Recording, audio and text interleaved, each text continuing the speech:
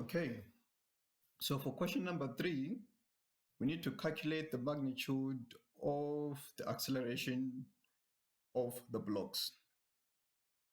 So in my case, normally with such questions where you've got two bodies attached to some string, I usually prefer to consider the two bodies as a single unit, okay, or as a single system. So to do that, it therefore means that you're going to have to consider the total mass of the system and the total frictional forces acting on the system, okay? And for us to calculate the acceleration, then we need to recall Newton's second law, where we know that our force net is equal to mass times acceleration, okay? Of which in this case, or in our case, our force net is equal to our force X, which is a component of our 240 Newton force, the horizontal component of our 240 Newton force, plus our total frictional force, which I'll call F, small letter f, t, like that, okay? So therefore, means this will be our Fx, in this case, minus our total frictional force, since we said that the right side or motion towards the right side will be positive. So it means our frictional force, which is acting in the opposite direction, will be negative. So we're going to have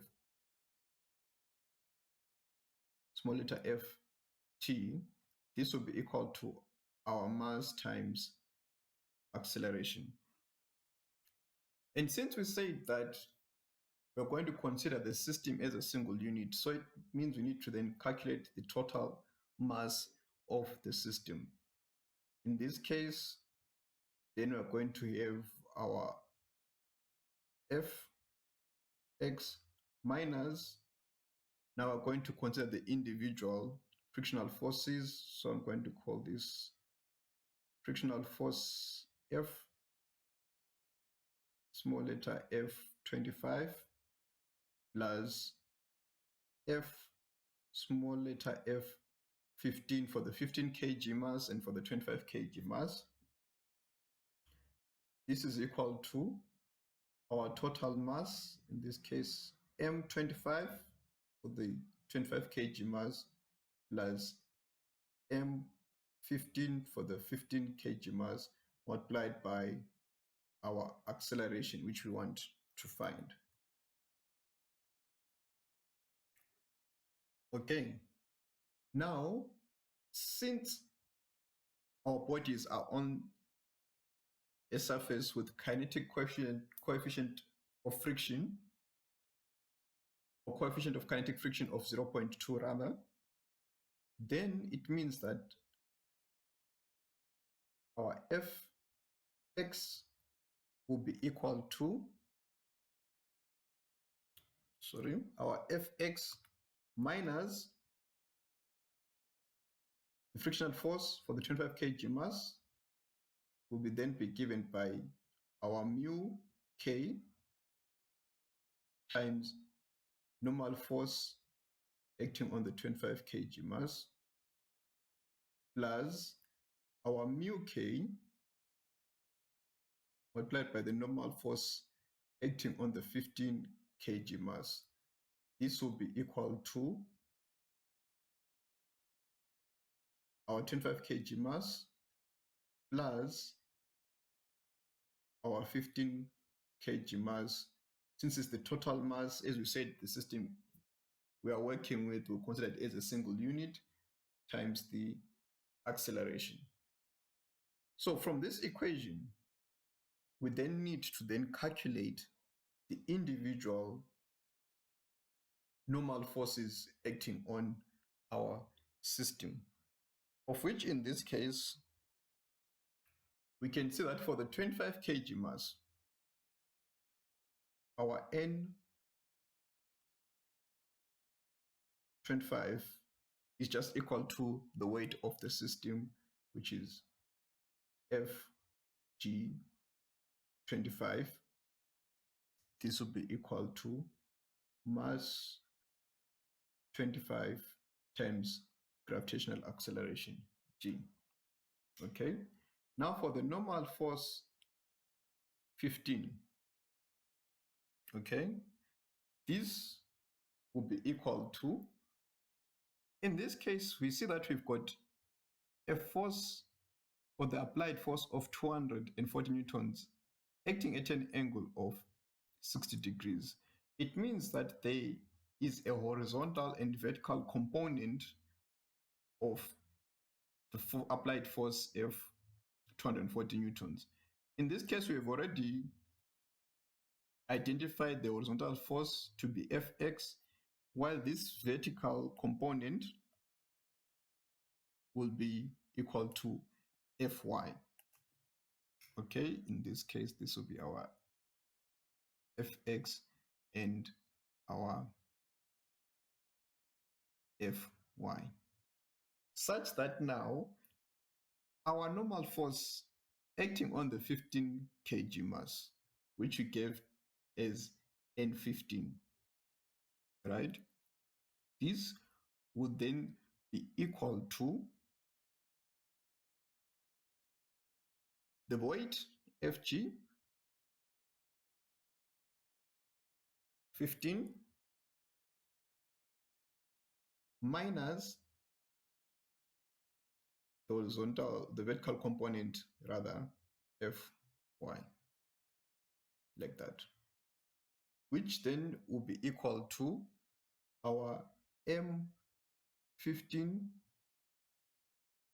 for the 15 kg mass times our gravitational acceleration minus our force applied, which is 240. In this case, we're going to give it F applied sine 60 degrees. Okay, so it means then we can then substitute all of this into this equation, so we can then calculate our acceleration A.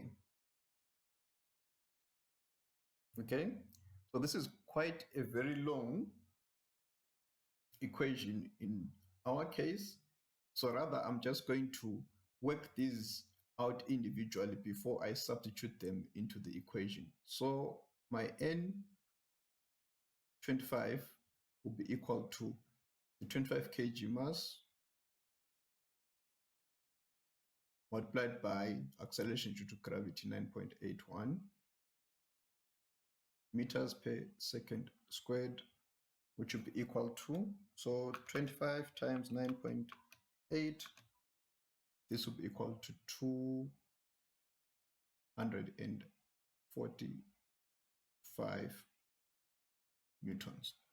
Okay, then my N15 will be equal to my 15 kgs multiplied by 9.8 meters per second squared, which is acceleration due to gravity. Then we are going to subtract our 240 newtons, which is our force, times sine 60 degrees, like that, such that this will be equal to, so I'm going to do that now, 15 times 9.8 will give us 147. And now we're going to say 240 times sine 60 degrees, okay, such that that will give us, recall A Okay, 15 times 9.8.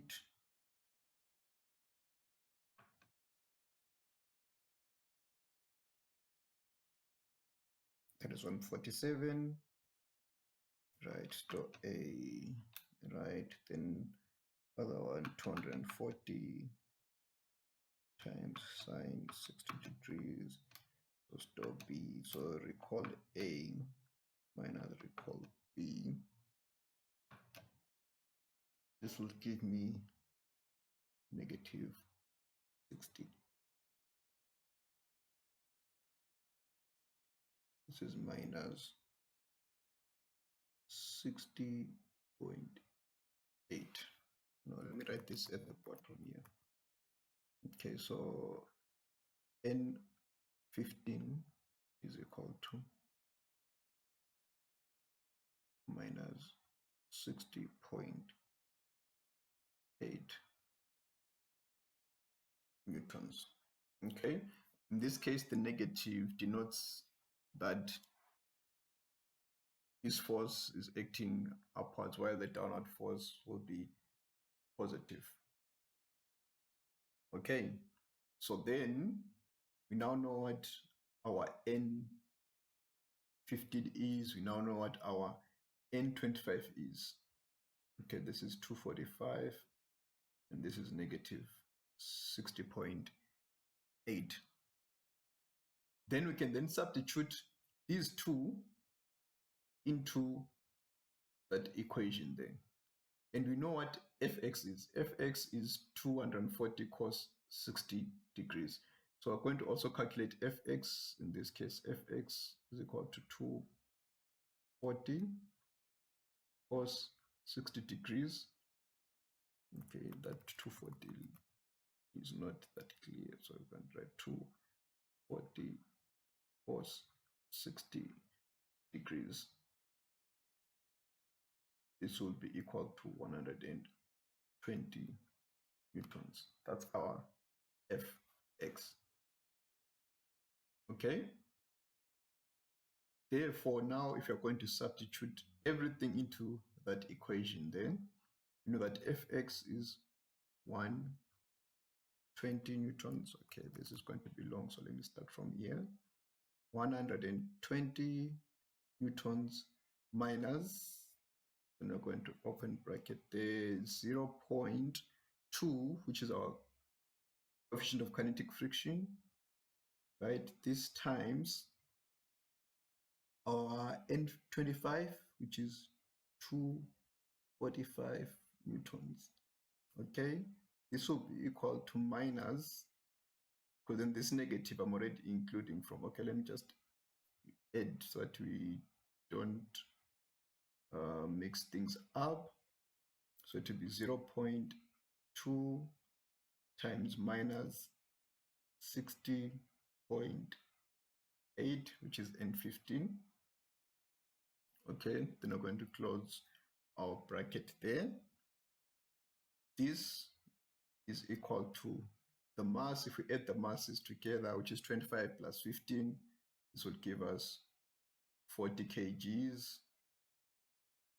Okay, this times acceleration A. Okay, yeah, this is a pretty long question, but we just have to continue. We have to do it. Okay, so then we now need to evaluate what we have inside our brackets there. So 0.2 times 245. This will give us 49. So it means we're going to have 120.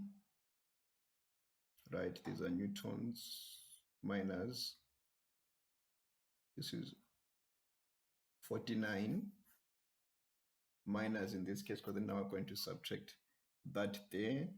So 0.2 times 60.8, this is 12, so 49 minus 12.16, close bracket, this is equal to 40 times our acceleration A. This is 40A. Okay, so then if we say 49 minus 12.16, this will give us 36.84. So it means we're going to have 120 minus 36.84 is equal to 40A. Okay, I'm just going to move this up a bit to create some space. Okay, so therefore, let's say 120 minus 36.84, this will give us 83.16. So this means then we're going to get here, our net force will be 83.16 is equal to 40 multiplied by our acceleration A. Okay, therefore our acceleration A will be equal to 83.16 divided by 40. So your acceleration A is equal to, or therefore your acceleration A is equal to that divided by 40. This will be 2.079 meters per second squared. And this is acceleration in the x direction, or along the horizontal component. Or one might say along the surface. Okay, that was a pretty long one. So as I said, others prefer to consider the two blocks of masses as individual masses, so then they can always resolve the components separately and work out the two objects as separate masses. But in my case, I always find this as a simpler method to use, where you have both units put together to become a single unit. Then you just add the masses and you consider the total frictional force and the total applied force for you to calculate the net force or the resultant force that you use when applying Newton's second law. Okay, so now we are done with this one. This one was quite a long one. So you can expect these sort of questions in your exam, where you need to apply different concepts. In this case, we have to look at the concept of kinetic coefficient, of kinetic friction, where you use your frictional force or your kinetic frictional force being equal to the coefficient of kinetic friction mu k multiplied by your normal force.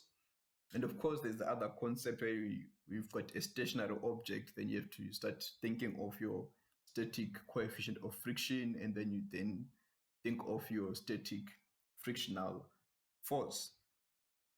Okay, so we're going to go on to the next question now. Okay, this one is a bit different, but then still we're dealing with forces. So the sketch below, I think this is an error. It should be the sketch on the left, rather, because the sketch is on the left, it's not below. The sketch on the left shows two blocks connected by a string of negligible mass that passes over a frictionless pulley, also of negligible mass. The arrangement is known as Atwood's machine. One block is mass m1 is equal to 2 kgs, okay? And the other block is got mass m2 is equal to 4 kgs. The blocks have just this instant been released from rest, okay? So the first question, draw a free body diagram of all the forces acting on each block. So in this case, we're going to consider each block as a point mass. Remember, with free-body diagrams, you consider the objects as point masses. So this will be my point mass, okay, for mass 1, and then this will be my point mass for the second mass, which is mass 2, like that. And now I'm going to draw the free body diagrams. In this case, I could simply just draw my force diagram on the question itself, but then you see with this diagram, it's quite straightforward. The forces acting are all acting in the vertical direction. There is no horizontal component in this case, so it's pretty much straightforward to just go straight into the free body diagram. So for mass 1, I'm going to have a force acting upwards due to the tension of the string, okay? And then I'm going to have a force acting vertically downwards due to the weight, like that, okay? Then for mass 2, I'm also going to have again a force acting upwards due to the tension of the string, like that. Then I'm going to have the force due to gravity acting downwards due to mass 2. And in this case, it's relatively obvious that the length of the arrow for mass 2 will be longer because it has got a greater mass. Therefore, it will experience a greater force due to gravity compared to mass 1. Okay, so now all I have to do then is to label this. So this is my tension T, and then this is my force due to gravity. Okay, and this is a 2. This is for the 2 kg. This is for the 4 kg. And then I'll have my tension acting in this direction, and I'm going to have my tension F, G acting in that direction. Okay, just a reminder, in this particular video, I wasn't putting bars and arrows over my force and my tension. However, you'll have to do that because then remember, these are vectors. So they always have to have an arrow like this to denote a vector, or you can have a bar like this. That should suffice if you just draw a bar. But in this video, I wasn't including that because then I expect grade 12 to know that already. So with all vectors, you have to have the arrows on top, okay? So the only reason why I wasn't including those arrows was just so that you can see how the calculations work, because then mainly I'm focusing on question and answers, how to solve, or the thought process when it comes to solving such questions. Okay, so this answers question 1, where they asked for us to draw free body diagram showing all the forces acting on each block. So this is for the 2 kg block, and this is for the 4 kg block. Then part 2, okay, calculate the magnitude of the acceleration of the system. Okay, so in this case, we are going to consider the 2 objects as individual systems.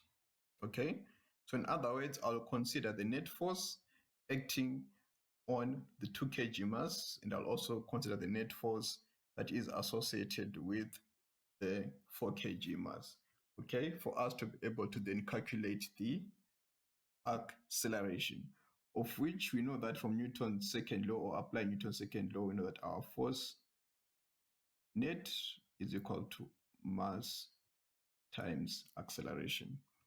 So we're going to consider the mass 1, so I'm going to call this for M1 case. Okay, so we know that the moment they release the blocks, since mass 2 is larger than mass 1, it means that the acceleration of mass 1 will act in this direction, so that's A, while acceleration for mass 2 will act downwards in that direction there. Okay, of which we're now considering mass 1, we're going to take this direction to be positive. While when we consider mass 2, we're going to take this direction here to be positive. Okay, so such that in this case now, since the upward direction is positive, it means our tension here, which is acting up, will be in that direction there. While this side also we've got a tension acting upwards, of which this tension is due to the weight of mass 1 in this direction, while in this case the tension acting upwards is due to the weight of mass 2. Okay, so for the mass 1 case, then it means our net force will be the tension T minus force due to gravity of mass 1, which will be equal to mass 1 times the acceleration. Okay, therefore we can have our tension T minus mass 1 times acceleration due to gravity being equal to mass 1 times acceleration. Now, if we then substitute this, it means we'll have our tension T minus, open brackets, our 2 kg times 9.8 being equal to our 2 kg times acceleration.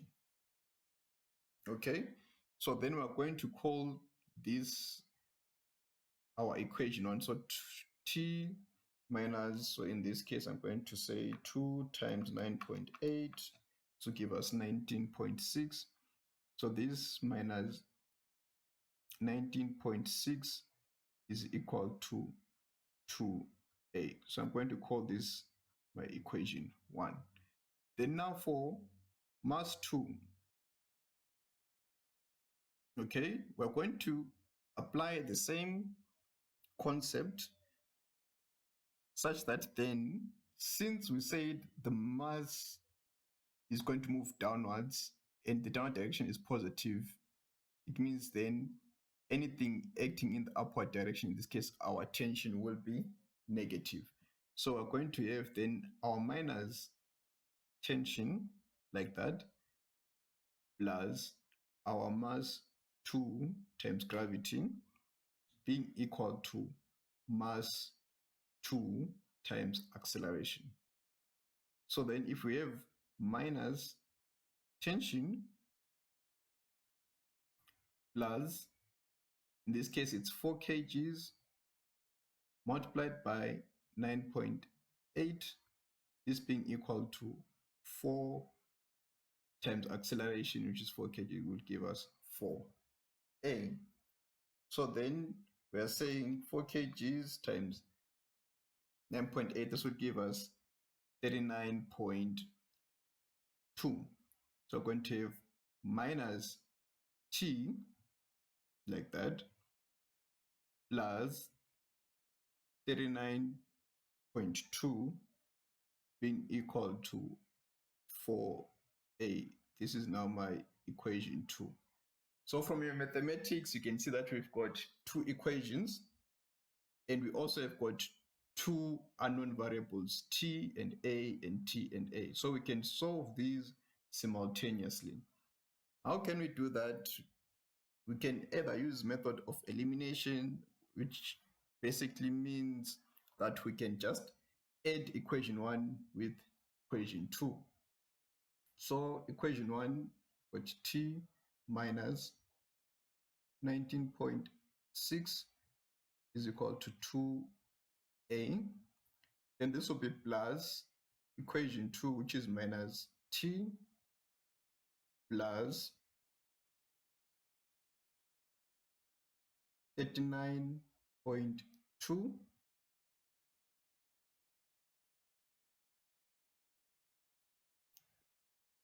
is equal to 4a. So now if I add these together, t minus t will give me a 0. Then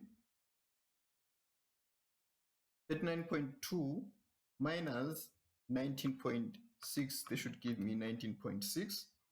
So then this would be 19.6. So this is 0 plus 19.6 is equal to 2a plus 4a is equal to 6a. So therefore your 6a is equal to 19.6.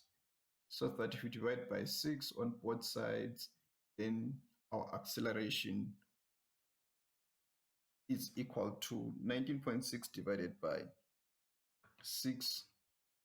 This will give us 3.2667 meters per second squared. So this is our acceleration.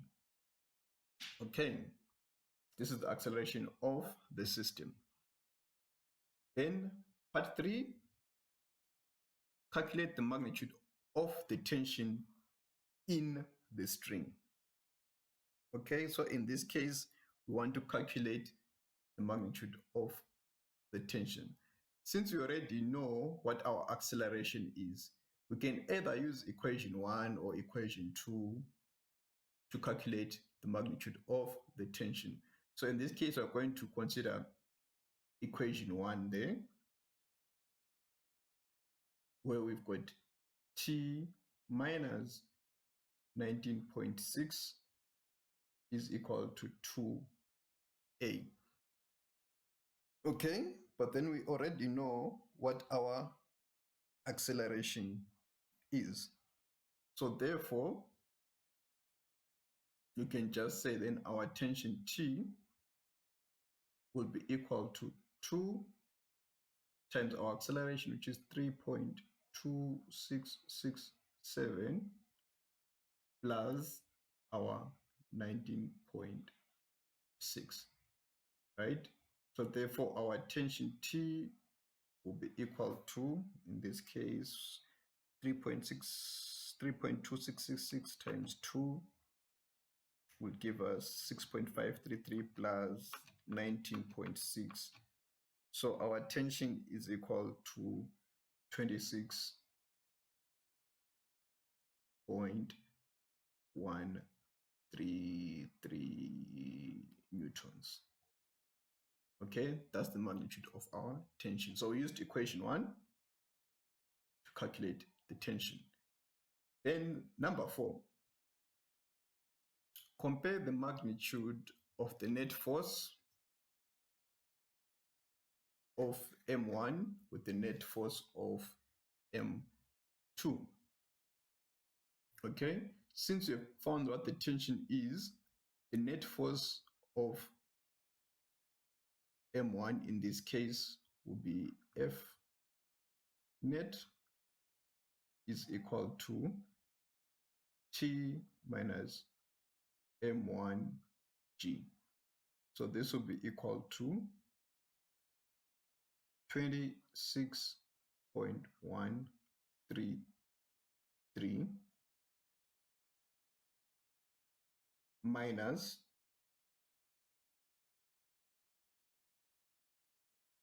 2 times 9.81. Okay, so then this will give us a net force of, so that 2 times 9.8 is 19.6.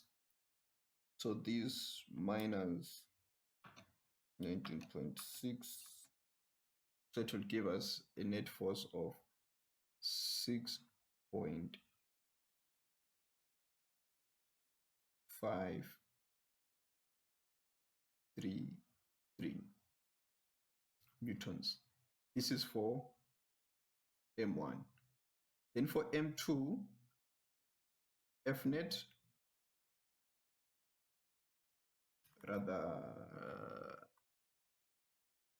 F net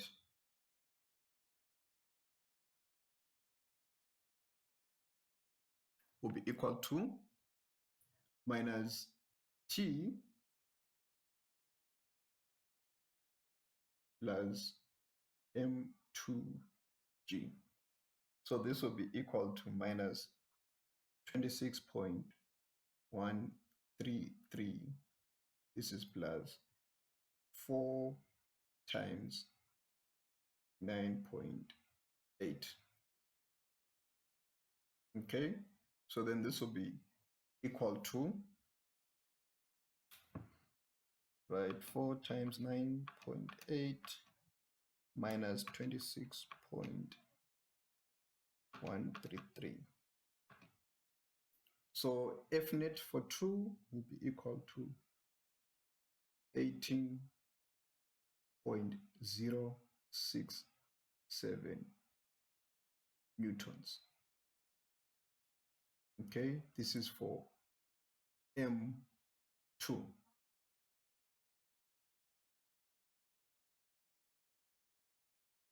Okay, however, the question says compare the magnitude of the net forces. So what we have done so far is just to calculate. So then if we are then going to compare the magnitude of the net forces, it therefore means that F net for M2 is greater than F net for M1.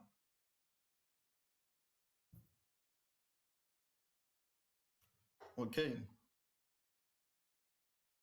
So, or you can say M1 is smaller than, the net force for M1 is smaller than the net force for M2. Then part 5 or question 5 is, or write down only greater than or equal to. So in this case, we wrote F net 2 is greater than F net M1. Okay, then the question is compare the magnitude of the net force on M1 with the net force on M2. So in this case, it's smaller than. So net force, magnitude of net force M1 is smaller than magnitude of net force on M2. Okay. Then part 5 is, will the pulley rotate clockwise or anti-clockwise? In this case, it will rotate anti-clockwise. So this will be anti-clockwise. Okay, so I don't know what's going on with my pen now. So this will be anti-clockwise. Okay, mainly because if we were to go to the diagram there, we can see that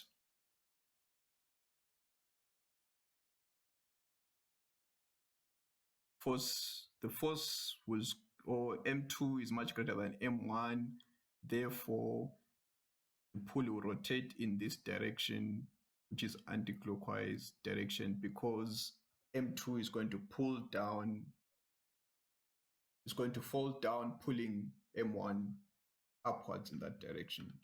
So in this case, it will move in an anti-clockwise direction then.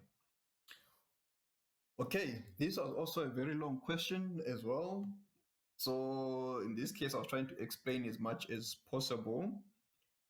But in an exam situation, obviously you have to answer this much faster than what we just did now in this particular question.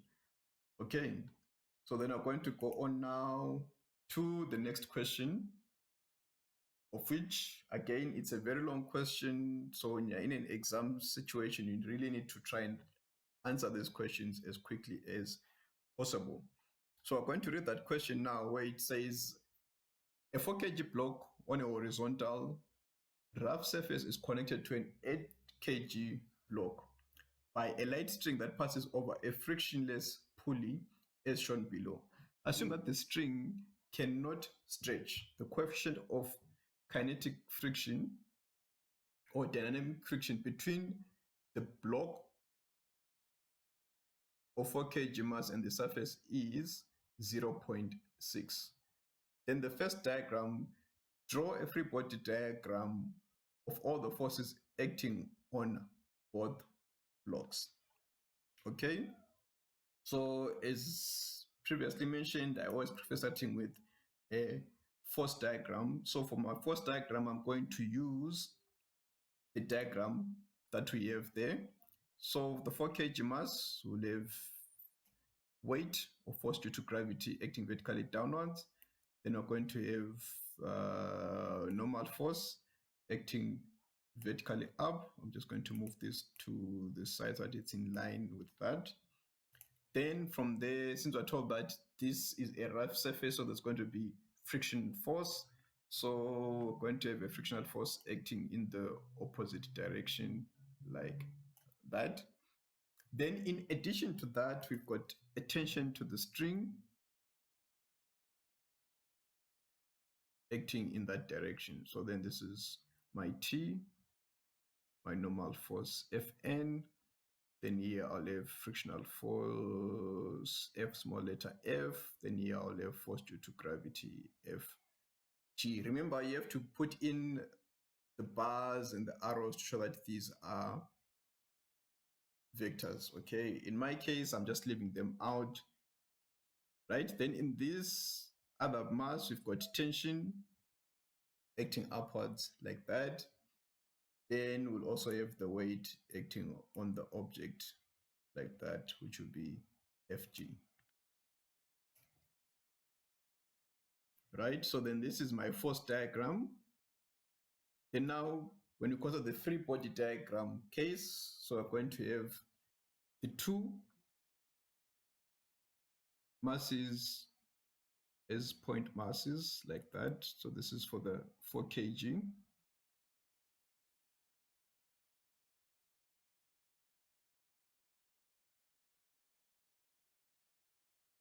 Okay, let me just write this neatly, 4 kg. Then we're going to have another point mass here for the 8 kg system. Okay, then we can then include forces acting there. So I'm going to have my weight, and this weight will be equal in magnitude to the normal force. Then I'll have tension acting in that direction, and then I'll have friction acting in the opposite direction for this. So I'm just going to label those there quickly. So I'm going to have my F net. So you can see in this case now I'm just reading off from my force diagram there. Right, then this is my tension T. And remember, you have to include these bars to show that these are vectors. Okay, then here I'll have my weight F G acting vertically downwards.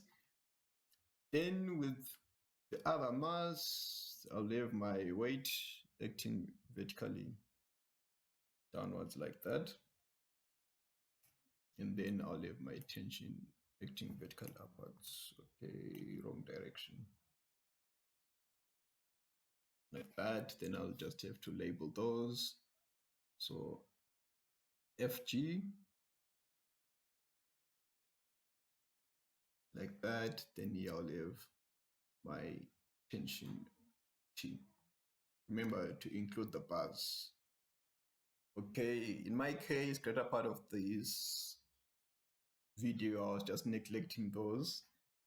Okay, but then when you are in the exam, make sure that you always include those bars, because then these are vector quantities and the bars represent vectors.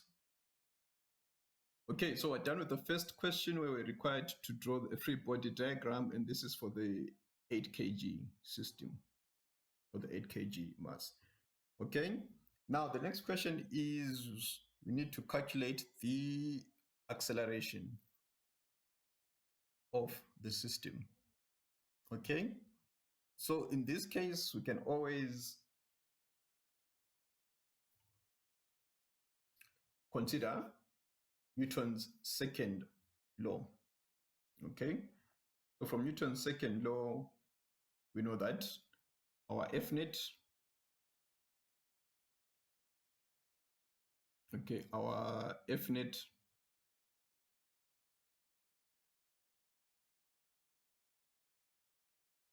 is equal to mass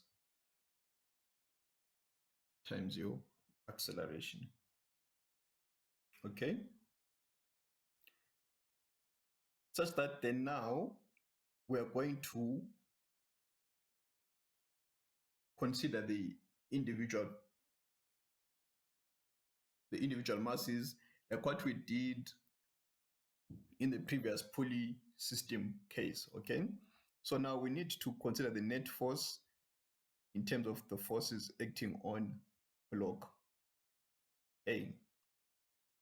Okay, of which in this case we're going to consider the forces acting to the right as positive. So such that then we're going to have our tension T minus our frictional force F being equal to mass times acceleration. Okay, you're considering the 4 kg mass. Okay, right?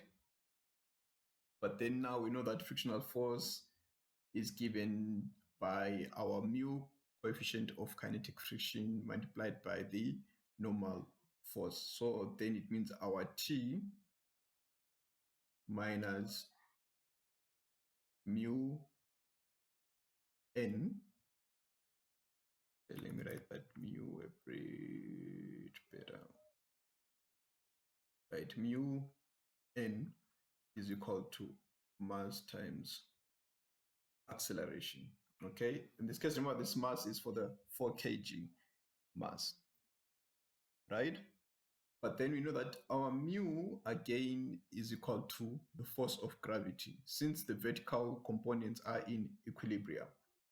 Therefore, our T minus mu times the normal force in this case to be mass, I'll put a 4 subscript there so that we know that this is for the 4 kg system, times our gravity G is equal to mass 4 kg times the acceleration. Okay. Then now, if you consider the 8 kg block, like that, so this we are going to call equation 1, like what we did in the previous case. Okay, so for the 8 kg block, it's basically the same thing, of which in this case we're going to take the downward direction as the positive direction. Okay,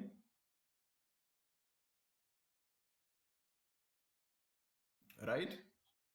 Then such that then if we are looking at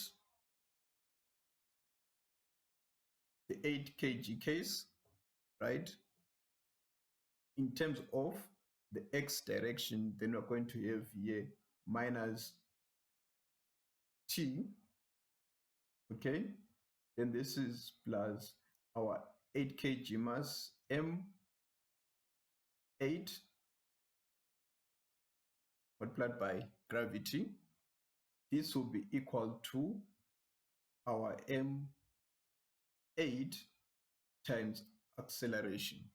Okay, because then this first part here is our net force, which same applies also in this first part here is our net force. Because remember, Newton's second law, we consider the resultant or the net force to be equal to the mass times your acceleration. Okay, such that then in this case for the 8 kg mass, this is going to be our equation 2. Okay, so what it then means is now we need to solve these two equations simultaneously. So how can we do that? We can simply add these two equations together, okay? Such that then we're going to have, in this case, T minus mu M4G, okay? Right? Then minus T plus M8G, because we're adding these together.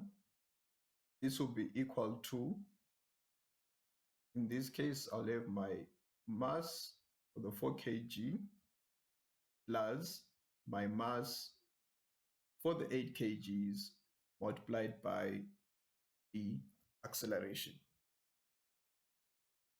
Okay?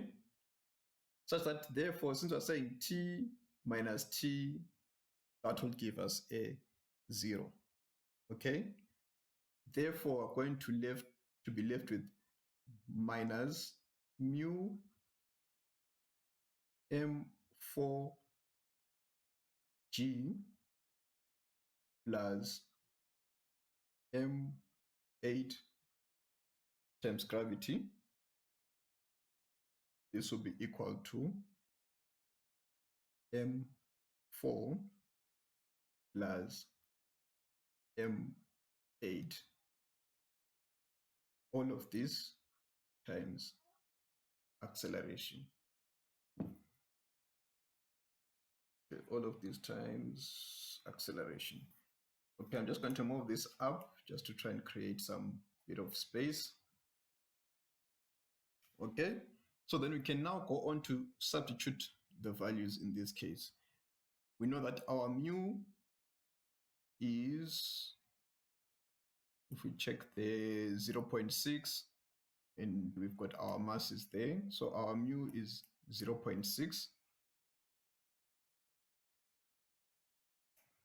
So we're going to have minus, open bracket, 0.6 times 4 kg times 9.8. This is plus 8 kgs times 9.8, which is equal to 4 kgs plus 8 kgs is equal to 12. So this will give us 12A. Okay, so then if we are to resolve or evaluate this, we'll find that what we get will be minus 0.6 times 4 times 9.8. This will give us minus 23.52 plus 9.8 times 8. This is 78.4. 78.4 is equal to 12A. So 78.4 minus 23.52, this will give us 54.88. So we have 54.88 being equal to 12A. Therefore, your A will be equal to, if you divide both sides by 12, 54.88 divided by 12, it should give us 4.573 meters per second. 4.573 meters per second squared. So that is the acceleration of the system. So we're able to calculate the acceleration of the system. Then part 3, calculate the magnitude of the tension in the string. So we can always use equation 1 to do that, or we can always use equation 2. We'll still go back to the same solution. So in this case, we're just going to use equation 1, right? So this is now our number 3, which I'm going to write here, right? Equation 1 says T minus mu M4, which is mass, the 4 kg mass, times gravity is equal to mass 4 times acceleration. We now know what acceleration is.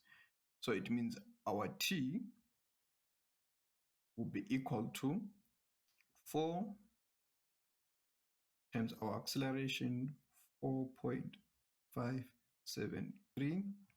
Okay, this plus our mu, which is 0.6 times 4 kg times 9.81. Okay, so we're going to resolve this, right? So that times 4 would give us 18.2.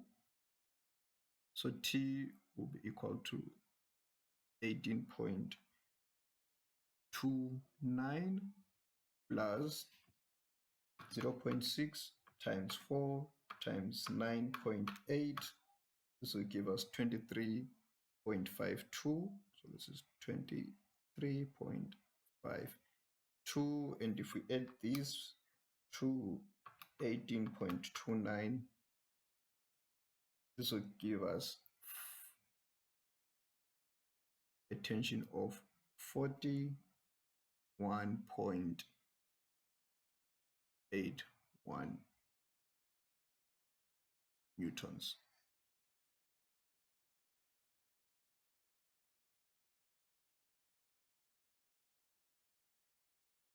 Okay, so that was part number 3. Okay, so then we can go on now to question number 4. Okay, I'm just going to move this up a bit again. So remember, I can always pause this video to look at the individual steps. So I'm just moving this up so that we can try and create some space there. Excuse me. So now with question number 4, calculate the magnitude of the frictional force that acts on the 4 kg block. Okay, this is relatively simple. At least that's what I would like to believe, because then you're just going to use the formula which we already know for frictional force. In this case, F subscript F, which is frictional force, will be equal to mu N. Okay, in this case, we know that our N is equal to mass times gravitational acceleration G. So therefore, our force F will be equal to mu mg. Okay, of which we know our mu is 0.6. The mass of the block is 4, then times 9.8. Okay, of which then if we calculate that, our frictional force F, small letter f, will be equal to 23.52 newtons. Okay, then number 5, calculate the apparent weight of the 8 kg block. Okay, So in this case, the apparent weight is similar as the tension of the string that is acting on the 8 kg block. Okay? Such that then basically what we are saying is if we take or if we consider our equation 2 in the previous section or the previous question, where we said our minus tension plus mass of the 8 kg mass times gravitational acceleration is equal to 8 kg mass times the acceleration. This is from Newton's second law, where we are trying to find the net force acting on the system. So it means in this case, if we make negative tension subject of the formula, we're going to have our negative 8 kgs, okay, multiplied by 9.8, okay, this plus mass 8 kgs multiplied by the acceleration, which we calculated to be 4.573, okay, such that then our tension in this case, negative T, will be equal to, so if I multiply negative 8 times 9.8, this will give me negative 78.4.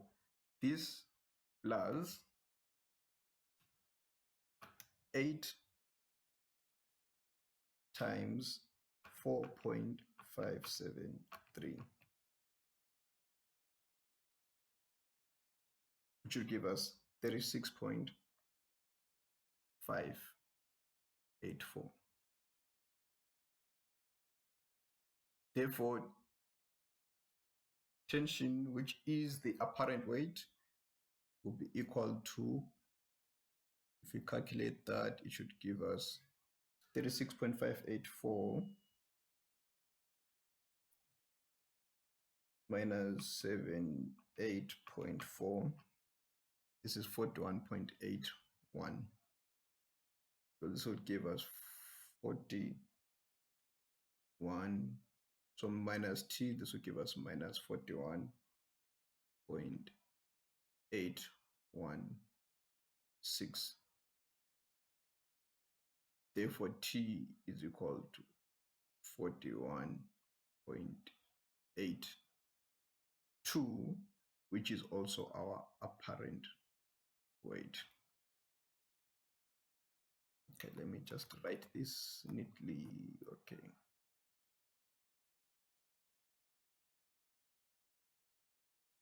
Apparent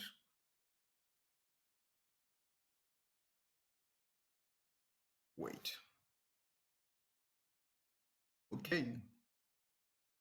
Now that is question 5. So then now we need to proceed to question 6.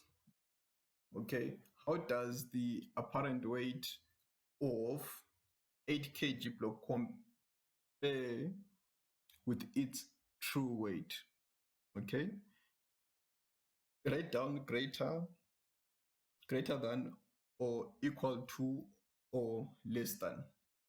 So the weight in this case, which is mg, we've already calculated that in this part of the equation, m8 times g, which is that, is 78.4. So in this case, your apparent weight is less than, so number 6, your apparent weight is less than the actual weight. So it is less than the actual weight. Okay, then number 7, how does the apparent weight of the 4 kg block compare with its true weight? Okay, so in this case, the weight of the 4 kg block will be 4 times 9.81. Okay, so this is number 7, right? So we're looking at FG for the 4 kg block. This will be equal to 4 times 9.81. This will be equal to 39.24. And we're saying, how does the apparent weight of the 4 kg block compare with its true weight, right? Greater than or equal to or less than. So in this case, we can see that this is 39.8. So the 39.24. And the block is on a surface. So its apparent weight will basically just be equal to its weight, because then it is just sitting on a horizontal surface. So then you find that this will be equal to the apparent weight.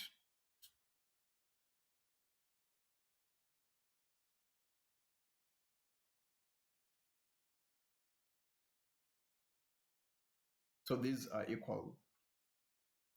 Okay. So you can always write equal, because they said write down greater than or equal to, so it's equal. Actually, I didn't even have to calculate the weight in this case, because then the block is on a surface. So the apparent weight and the actual weight are just the same. Okay. So it's only with, in this case, with the 8 kg mass, because then it is actually accelerating. It is accelerating in a vertical motion. Therefore, it will have some apparent weight, which will be less than the block's actual weight. Okay, this was also a very long one as well. Then we're able to go through it. Okay, so I'd like to believe that the next question will be the last question. So the idea behind these videos is to try and cover as many different concepts in a particular topic, such that we do the whole topic within one video.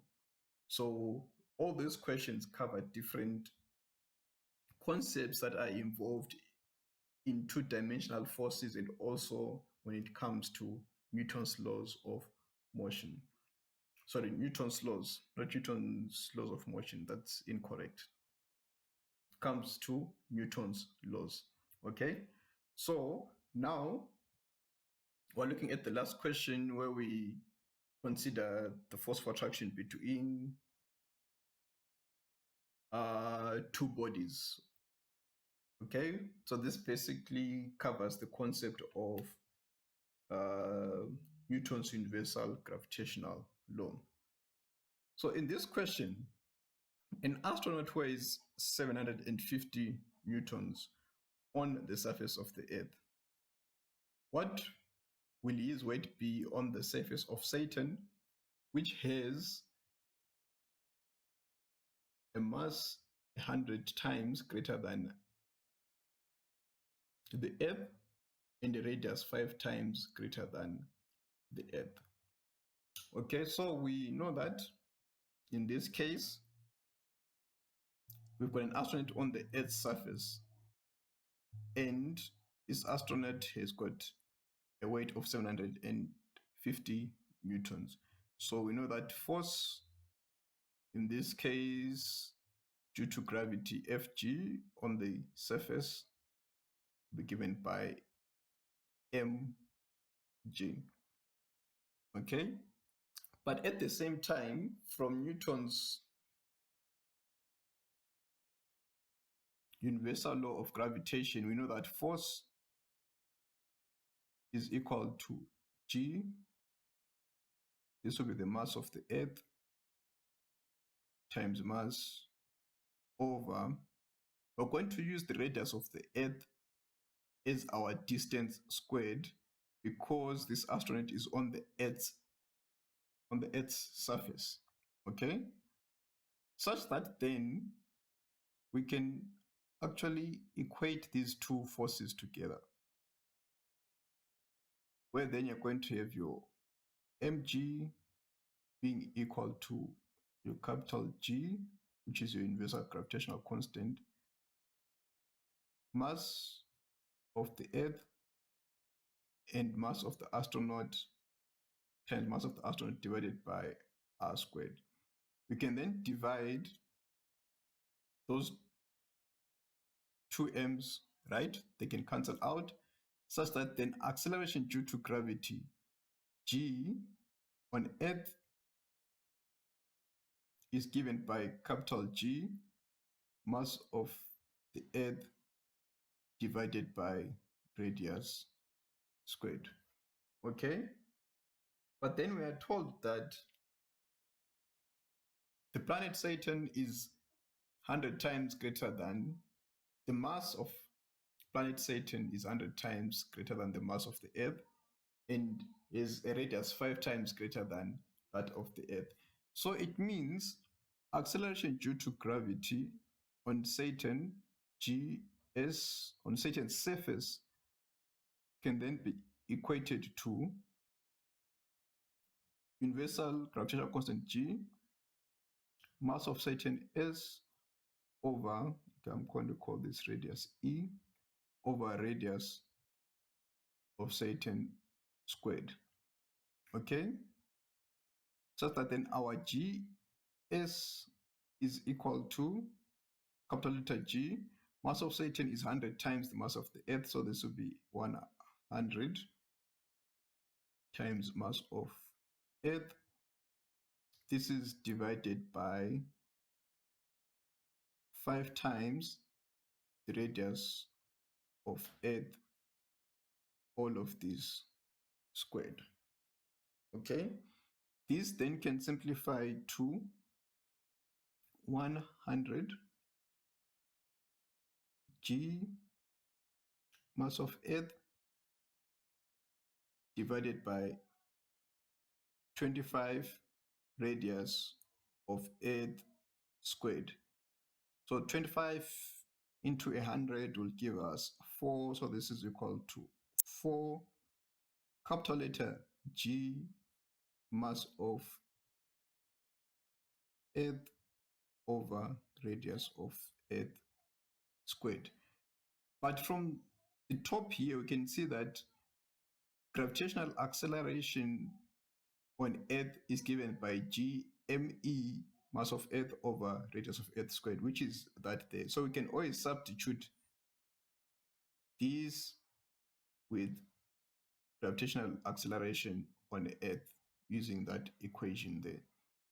So therefore, our gravitational acceleration on Saturn will be equal to 4 times the gravitational acceleration on Earth. However, we know that the mass of any body is always constant, regardless of its location. So if you've got a 50 kg mass on Earth, when you go to the moon, it's still 50 kgs. When you go to Saturn, it's still 50 kgs. So from this deduction here, we can then deduce that since gravitational acceleration on Saturn is 4 times gravitational acceleration on Earth, and if our mass is always constant, therefore it means that the weight of the astronaut on Saturn is just simply 4 times the weight of the astronaut when he is on Earth. Therefore, we can safely say that the weight of the astronaut on Saturn, which is WS, will be equal to 4 times the weight of the astronaut on planet Earth, which is 4 times 750 newtons, such that then the weight on Saturn would be equal to 3,000 newtons.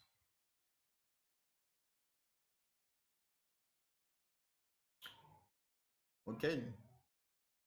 So now the next question is, what is his mass on Saturn? So we know that weight is equal to mass times gravitational acceleration, of which weight doesn't change. So we can even use gravitational acceleration on Earth, or we can use the scenario when the astronaut is on Earth. So we know his weight on Earth, which is 750 newtons, is equal to mass times gravitational acceleration 9.8. So the mass will be equal to 750 newtons divided by 9.8, so that the mass of the astronaut is equal to, right, 750 divided by 9.8. This will be equal to 76.5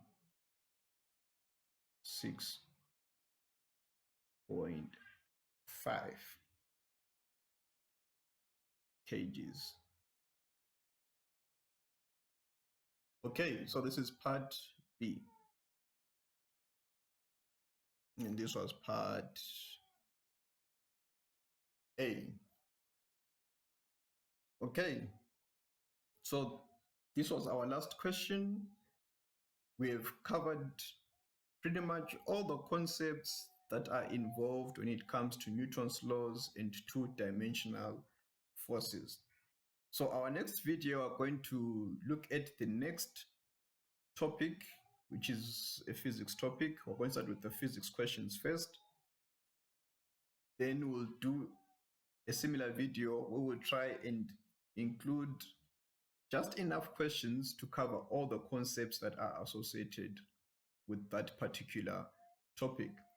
Okay, so remember to always subscribe and like the video. Follow us on social media, Instagram, Facebook, Twitter, for updates when we upload new videos. Thank you.